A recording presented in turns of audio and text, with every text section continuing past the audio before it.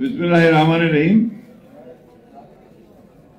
জাগপা আয়োজিত আজকের এই সভার সংগ্রামী সভাপতি, যিনি জাগপার প্রতিষ্ঠা লগ্ন হতে জাগপার সঙ্গে আছেন এবং প্রতিটি গণতান্ত্রিক আন্দোলনে যিনি অংশগ্রহণ করেছেন, খন্দকার লুৎফর রহমান, আমাদের মাঝে আজকে এখানে উপস্থিত আছেন বাংলাদেশের আরেকজন বর্ষিয়ান জননেতা, যিনি তার সারা জীবন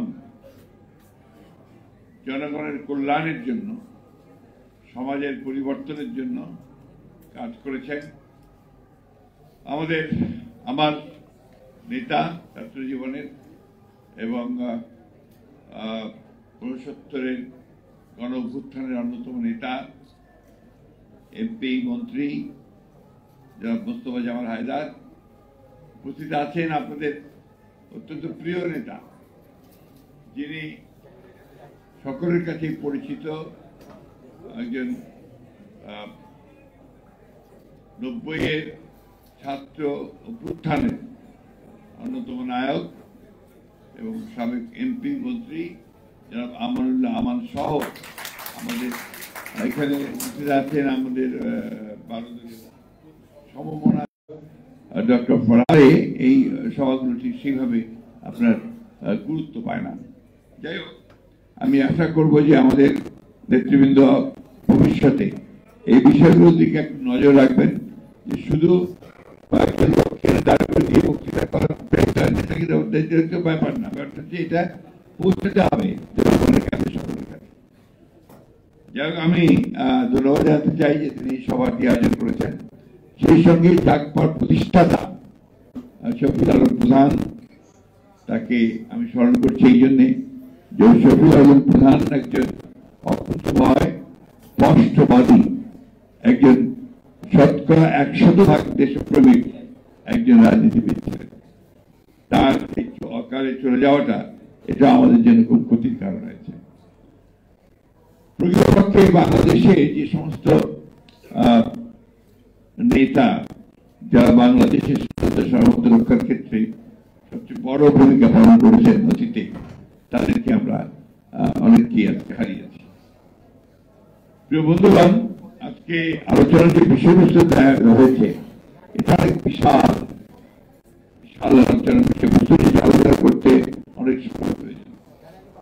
তবে এইটুকু আমি বলতে পারি যে বর্তমান প্রেক্ষিতে শহীদ প্রেসিডেন্ট জিয়াউর রহমানের নামটা অত্যন্ত প্রাসঙ্গিক।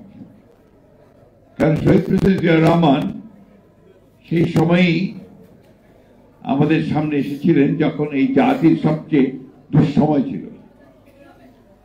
1971 সালে 25শে মার্চে পাক হানাদার বাহিনী যখন এই দেশের মানুষের উপরে ঝাঁপিয়ে পড়েছিল, গণহত্যা করছিল সারা দেশে, সেই সময়ে আমরা দিশেহারা হয়ে গিয়েছিলাম।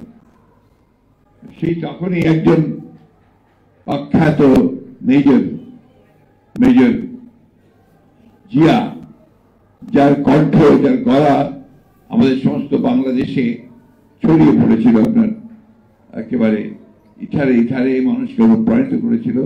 তার যে বক্তব্যটি ছিল সেটি হচ্ছে যে বাংলাদেশের স্বাধীনতা ঘোষণা করা, পাক হানাদার বাহিনীর বিরুদ্ধে যুদ্ধে অবতীর্ণ হওয়া এবং সংগ্রাম করা, লড়াই করা, যুদ্ধ করা মুক্তির জন্য।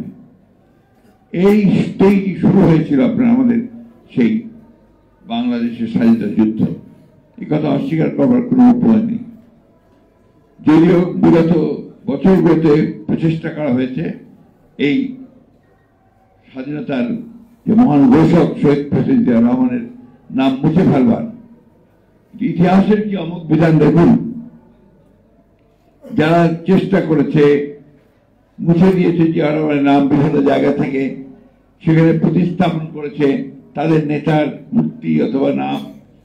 আজকে জনগণই সেটাকে তুলে ফেলে দিয়ে এখন আবার দেখবেন যে সেই জিয়াউর রহমান নাম তাদের হৃদয়ের মধ্যে প্রথিত হয়ে গেছে। এই জুলাই বিপ্লব যেটাকে বলা হচ্ছে, এটা আসলে বাংলাদেশের জাতির সামনে আমি মনে করি যে একটা নতুন সম্ভাবনার দ্বার উন্মোচন করেছে। এই জুলাই বিপ্লবের মধ্য দিয়ে যে পরিবর্তনটি সৃষ্টি হয়েছে, ফ্যাসিস্ট হাসিনা যে পালিয়ে গেছেন এবং আওয়ামী লীগের যে পতন হয়েছে, ফ্যাসিবাদের যে পতন হয়েছে, এটা বাংলাদেশকে নতুন করে নির্মাণ করবার, গড়ে তুলবার একটা অভূতপূর্ব একটা সুযোগ আমাদের সামনে এনে দিয়েছে। আমরা ছাত্র যারা আন্দোলন করেছেন, কোটা বিরোধী আন্দোলন থেকে শুরু করে পরবর্তীকালের যে এক দফা দাবিতে যারা যে আন্দোলন করেছেন সরকারের পতনের, এটাকে আমরা সবসময় স্বাগত জানিয়েছি। আমরা সেই আন্দোলনে সম্পৃক্ত থেকেছি এবং আমরা যে কথাটা বারবার বলতে চেয়েছি, এটি সত্য, আমরা 15 বছর ধরে কিন্তু এই সংগ্রামে আছি। ফ্যাসিবাদের বিরুদ্ধে আমাদের লড়াই শুরু হয়েছে প্রকৃতপক্ষে 2009 সাল থেকে, এবং সেই লড়াই আমরা যারা দেশপ্রেমিক রাজনৈতিক দলগুলো আছি, আমরা সবাই একসাথে হয়ে, একজোট হয়ে এই লড়াইগুলো আমরা শুরু করেছি। আমি দীর্ঘ আলোচনা যাব না, আমি শুধু আপনাদেরকে এইটুকু বলতে চাই যে ফ্যাসিবাদী আওয়ামী লীগ তারা অত্যন্ত সুপরিকল্পিত হবে, সচেতন ভাবে বাংলাদেশের গণতন্ত্রকে দ্বিতীয়বার হত্যা করে তাকে একদলীয় শাসন ব্যবস্থা প্রবর্তন করতে চেয়েছিল। আমাদের মধ্যে অনেকেই আপনার কতগুলো জায়গায় আমরা ভুলে যাই যে আওয়ামী লীগ হচ্ছে সেই আওয়ামী লীগ যার নেতা ছিলেন শেখ মুজিবুর রহমান, যিনি 1971 সালের আগে পর্যন্ত আমাদের কাছে অবিসংবাদী নেতা ছিলেন। এবং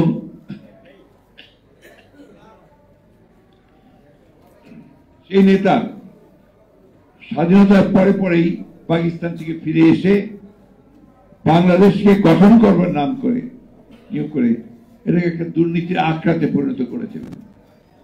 এবং অতি অল্প সময়ের মধ্যে তাদের দুঃশাসন এমন একটা পর্যায়ে গিয়ে পড়েছিল, দুর্নীতি, এই দেশে আপনার একটা ভয়ঙ্কর একটা ভয়াবহ একটা দুর্ভিক্ষ হয়েছিল, যেখানে লক্ষাধিক মানুষ মৃত্যুবরণ করেছিল।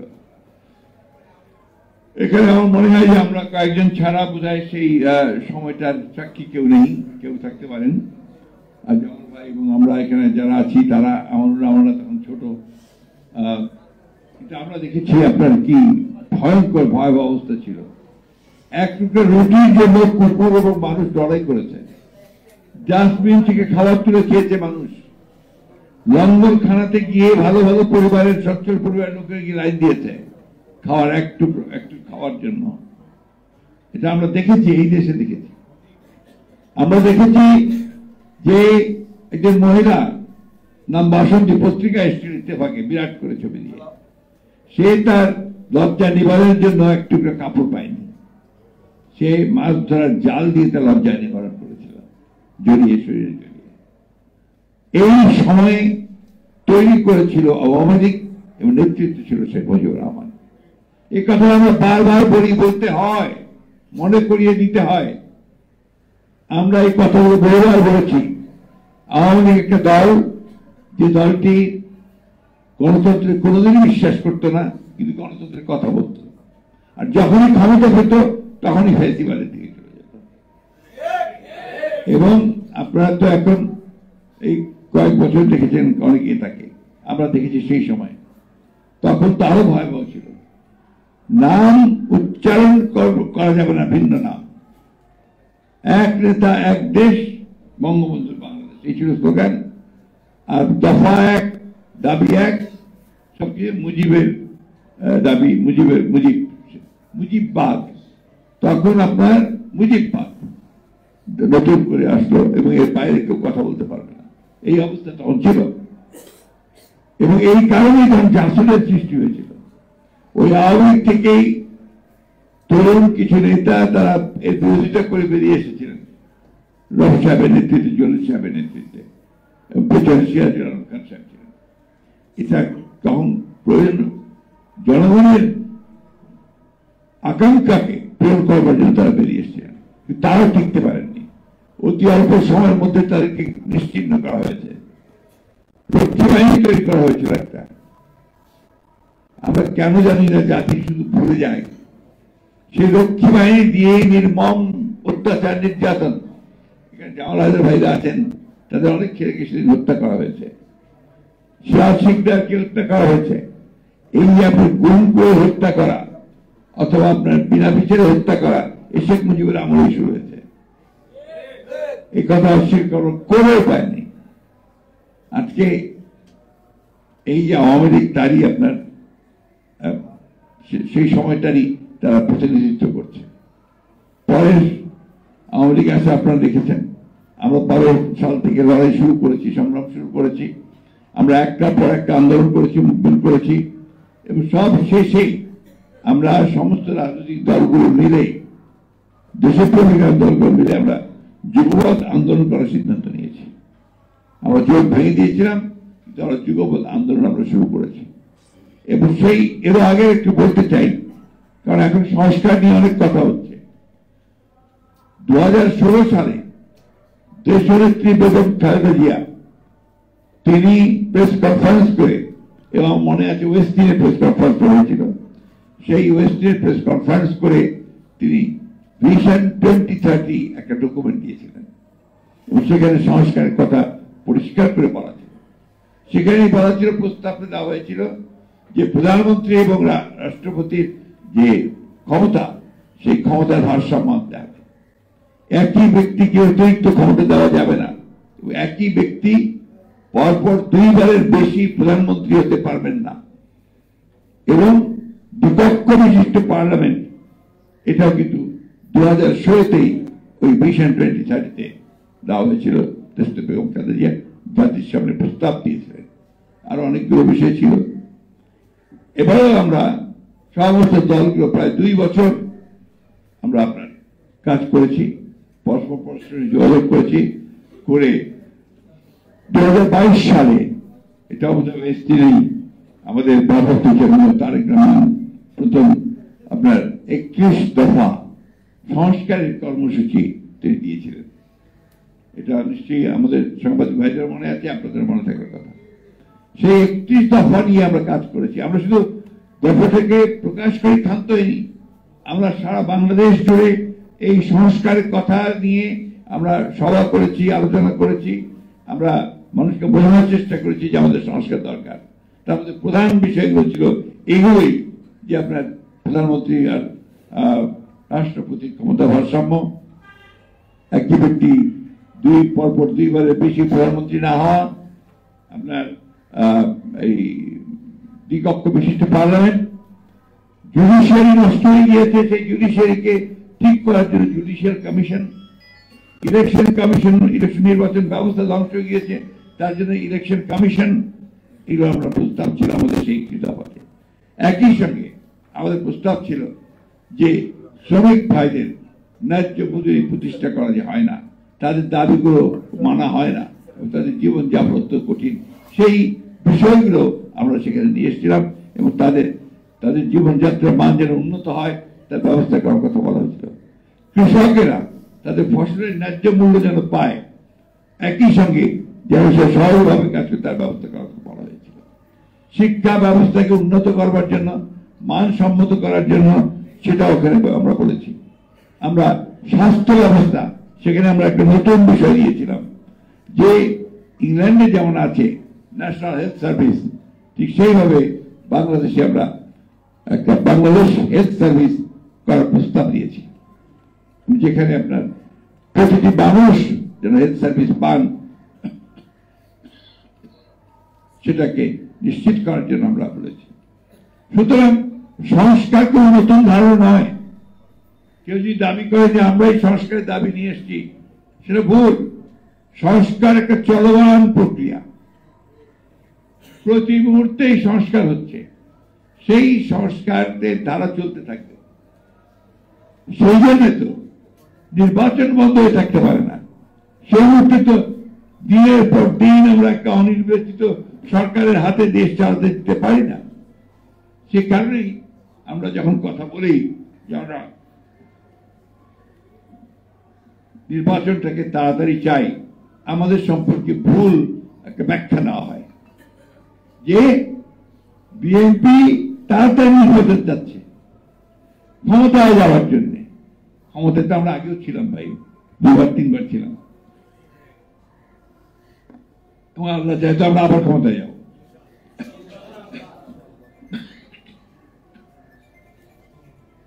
কিন্তু ক্ষমতার জন্য আমরা রাজনীতি করিনি। আমি এখন স্পষ্টভাবে আরো বলতে চাই, এই সংস্কার প্রক্রিয়া শুরু করেছেন শহীদ প্রেসিডেন্ট জিয়া রহমান। একদলীয় শাসন ব্যবস্থা বাকশাল করেছিল আওয়ামী লীগ, সেখান থেকে তিনি বের করে নিয়ে এসছেন বহুদলীয় গণতন্ত্র, মাল্টি পার্টি সিস্টেম। সেখান থেকে তিনি প্রেসিডেন্ট সিস্টেম গভর্নমেন্ট নিয়ে এসছেন। আজকে যে সাংবাদিক ভাইরা এতগুলো দেখেন চ্যানেল, এই সব পত্রিকা, অনলাইন পত্রিকা, সবাই কাজ করছেন সুন্দর করে, মন করে লিখছেন। আওয়ামী লীগের আমলে, শেখ মুজিবের আমলে কারো ক্ষমতা ছিল না কিছু রাখে, ইট ওয়াজ ব্যান্ড, পার্লামেন্টে আইন করে বন্ধ করে দিয়েছিল। মাত্র 4টা পত্রিকা চলবে, সেই পত্রিকাগুলো ছিল আপনার 4টা, ইত্তেফাক 4টা, এবং সেটাও সরকার চালাবে। আমাদের অসংখ্য সাংবাদিক ভাই সেদিন বেকার হয়ে গিয়েছিলেন। অনেকে আপনার এই বাইতুল বেকার নামে ফল বিক্রি করত, এগুলো সত্য কথা, টিভি বিক্রি করত। এখানে অনেকে আছেন পুরনো, তারা ওটা বলতে পারবেন। এই একটা পার্টি, সেখান থেকে বের করে নিয়ে এসে জিয়া রহমান বহুদলীয় গণতন্ত্র দিয়েছেন, এবং পলিটিক্স সবাই করতে পারবে, এবং যে কথা বলা দরকার সেই কথা বলতে পারবে। বাক স্বাধীনতাকে তিনি প্রতিষ্ঠিত করেছিলেন। অর্থনীতিতে তিনি একটা বদ্ধ অর্থনীতি, যেটা ছিল সমাজতান্ত্রিক অর্থনীতি, ভ্রান্ত ধারণা নিয়ে সেখান থেকে তিনি এটাকে মুক্ত বাজার অর্থনীতি করেছিলেন। অর্থাৎ সবাই, যারাই পারবে তারাই আপনার বিনিয়োগ করতে পারবে, তারাই ব্যবসা করতে পারবে, কলকারখানা তৈরি করতে পারবে, এবং স্বাধীনভাবে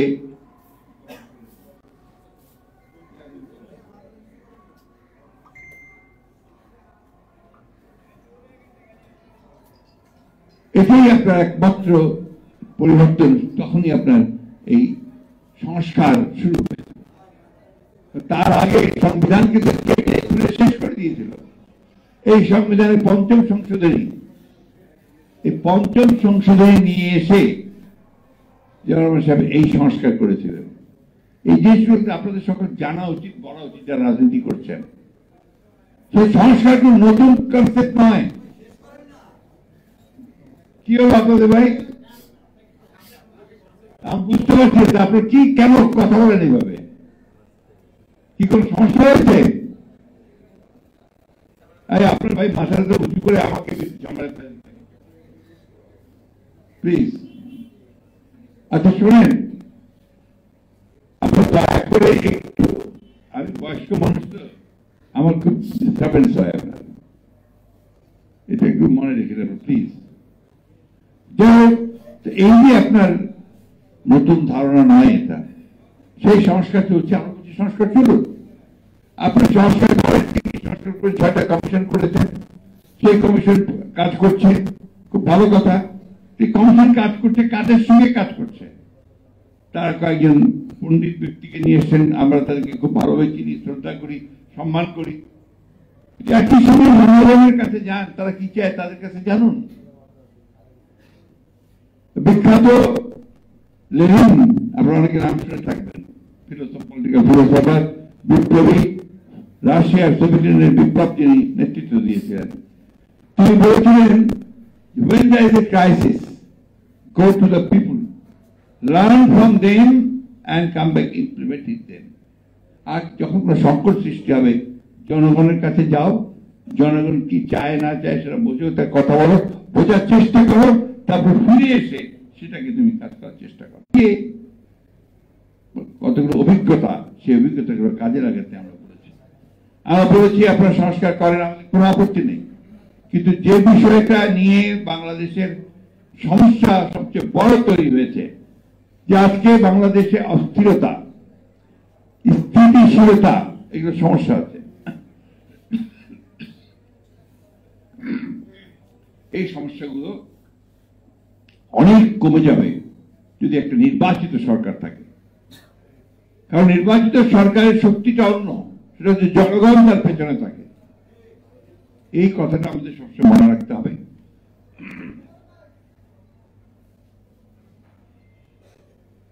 আমরা সে কারণেও সবসময় কথাটি বলছি যে আমরা সংস্কার চাই, আমরা সংস্কার সবচেয়ে বেশি চাই। একই সঙ্গে আমরা এটাও চাই যে দীর্ঘকাল অনির্বাচিত সরকারের হাতে ক্ষমতা থাকা উচিত নয়। আজকে দেখুন দেশে সংকট বাড়ছে তো বাড়ছে, সবচেয়ে বড় সংকট হয়েছে সাধারণ মানুষের। চালের দাম এমন ভাবে বেড়েছে যে সাধারণ মানুষের পক্ষে এখন চাল কেনাও অসম্ভব হয়ে যাচ্ছে। চাল, ডাল, তেল, লবণ, ডিম, মাছ, মুরগি প্রত্যেকটার দাম বেড়ে গেছে। সাধারণ মানুষের জীবন এখন অতিষ্ঠ হয়ে গেছে। এটার দিকে কিন্তু তাদের কোনো খেয়াল নেই, কোনো কমানোর দিকেও তারা কাজ করছে না। কিছু বলে এত তাড়াতাড়ি তো সব সম্ভব না। আরে আমরা যে সংখ্যা, আমরা তো উদ্যোগটা দেখতে চাই, কি কি ব্যবস্থা নিচ্ছে সেটা দেখতে চাই। আমরা তো দেখলাম না যে ওনাদের বড় বড় যারা উপদেষ্টা আছেন বা দায়িত্বপ্রাপ্ত যারা আছেন তারা গিয়ে বাজারের মধ্যে মাঠের মধ্যে গিয়ে তারা জিজ্ঞাসা করছেন, মানুষকে বোঝার চেষ্টা করছেন যে সমস্যাটা কোথায়। তা না করে অনেকেই তারা আবার এই রাজনীতির মধ্যে জড়িয়ে পড়েছেন, বিভিন্ন ভাবে রাজনৈতিক উক্তি করেন, কমেন্ট করেন, এমনকি রাজনৈতিক দলগুলোর প্রতি পর্যন্ত তারা কটাক্ষ করেন। এটা সঠিক নয়, এটা হওয়া উচিত নয়। আপনাদের সবসময় মনে রাখতে হবে যে আপনারা হচ্ছেন অন্তর্বর্তীকালীন সরকার। আপনাদের মূল দায়িত্ব হচ্ছে সংস্কার করতে চান, সংস্কার করবেন, সেই সঙ্গে একটা নির্বাচন করবেন যে নির্বাচনটা সকলের কাছে গ্রহণযোগ্য হবে। এটাই হচ্ছে এক প্রধান কাজ করে নির্বাচিত সরকারের হাতে ক্ষমতা হস্তান্তর করতে হবে। রাজনৈতিক দলগুলো আপনার প্রতিপক্ষ নয়, রাজনৈতিক দলগুলো আপনাদের সহযোগিতা করছে, সহযোগিতা করেই চলেছে। আপনারা এই রাজনৈতিক দলগুলোর সঙ্গে কোনো কথাবার্তা বলছেন না, সহযোগিতা ওইভাবে করছেন না। আমি কথাটা এই জন্য বললাম যে এটাই হচ্ছে কিন্তু সবচেয়ে ভালো পথ, যেখানে আপনার জনগণের সঙ্গে এই সরকারের সৃষ্টি। আমি কথা বাড়াবো না, শুধু এইটুকু বলতে চাই যে আজকে এই সবার মধ্যে দিয়ে জনগণের কাছে আমি এই যে আমরা যেন অস্থির না হই, আমরা যেন হতাশ না হই।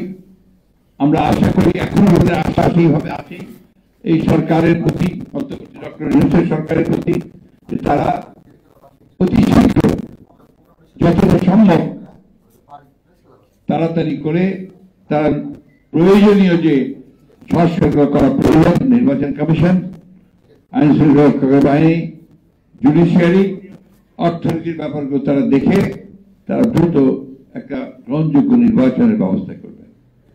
এখন দেখলাম যে আজকে পত্রিকায় দেখলাম যে আপনার আমাদের প্রফেসর ইউনূস নতুন একটি প্রস্তাব দিয়েছেন। সে প্রস্তাব দিয়েছে 17 বছর হবে আপনার ভোটার তারিখ হওয়ার জন্য আপনার ন্যূনতম বয়স। এখন তাহলে কি করতে হবে, আবার নতুন করে আপনার ভোটার তালিকা তৈরি করতে হবে। এই জিনিসটা তো কনসেনসাস না। আপনি চিফ এক্সিকিউটিভ, আপনি প্রথমেই বলে দিচ্ছেন যে 17 বছর হলে ভালো। আপনি যখন বলছেন then it becomes a binding on the election commission, যেটা আপনি ইলেকশনের জন্য যারা ঠিক করবে, ইলেকশন কমিশনকে ছেড়ে দিন, লেট দেম ডিসাইড। 18 বছর তো আছে, সকলের কাছে গ্রহণযোগ্য আছে। যদি 1 বছর কমাতে চান তাহলে সেটা ইলেকশন কমিশন প্রস্তাব করুন, যারা নতুন হয়েছে। রাজনৈতিক দলগুলোর সঙ্গে কথা বলেন, উনি যখন প্রথমে বলে দেন দ্যাট বিকামস বাইন্ডিং, ওটা কিন্তু একটা চাপ পড়ে যায় কমিশনের উপরে। আমি মনে করি যে এই বিষয়টাকে এইভাবে না বলে তাদের উচিত ছিল, আমি এখনো মনে করি এটা স্টেক হোল্ডারদের সঙ্গে কথা বলে তারপরে যদি তিনি এই বিষয়টা আনতে চান সেভাবে আনলে ভালো হতো, তার কোনো বিতর্কের সৃষ্টি হতো না। এখন তো আপনার আরো বেশি করে মানুষের আশঙ্কা তৈরি হবে, এটা করতে গিয়ে তাহলে আরো সময় যাবে, আরো সময় ক্ষেপণ হবে, আরো বিলম্ব হবে। কেন জানি না মানুষের একটা ধারণা তৈরি হচ্ছে, আমার নয়, ধারণা তৈরি হচ্ছে যে এই সরকার ইচ্ছাকৃতভাবে নির্বাচন প্রক্রিয়াকে বিলম্বিত করছে।